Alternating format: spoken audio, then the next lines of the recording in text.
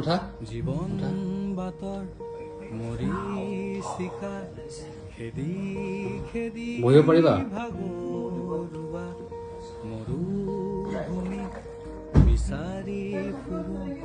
চাদৰ খনি উঠিব পাৰিবানে হা জীৱন বাতৰ মৰিচিকা এজন পেচেণ্ট আছে খেদি মোৰ নাম উপেন্দ্ৰ ভূঞা মই যোৱা দুদিনৰ পৰা শুব পৰাই নাছিলোঁ মই ইমান পেইন কৰিছে মানে এতিয়া থেৰাপি লৈ আছোঁ মই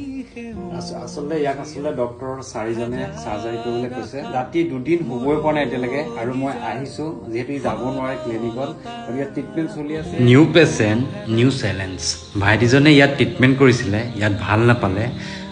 ইয়াতো ট্ৰিটমেণ্ট কৰিছিলে ইয়াতো ভাল নাপালে ভগৱানৰ আশীৰ্বাদত মই চাগে 100% ভাল কৰিব পাৰিম এজন 30 বছৰীয়া স্লিপ ডিছৰ পেচেণ্টৰ ইমান কোনো মেডিচিনৰ প্ৰয়োজন নাই এয়া হ'ল ভাইটিজনৰ MRI তেখেতৰ স্লিপ ডিছৰ প্ৰব্লেম হৈছে যাৰ ফলত তেখেতৰ নাৰ্ভৰ কম্প্ৰেছন যোনক সাইটিকা বুলি আমি কওঁ এয়া হ'ল কাপিং থেৰাপি ট্ৰিটমেণ্টৰ এটা জাষ্ট প্ৰচেছ দেখাই আছোঁ সকলো দেখাব নোৱাৰি আৰু এয়া হ'ল এক্সৰে বেকা হৈ গৈছে কিন্তু দেই এয়া হ'ল MRI লছ অফ লৰ্ডোচিছ আৰু ফ্লুইডবিলাক ফাটি পানি নাৰ্ভৰ কম্প্ৰেছন হৈ আছে মই 100%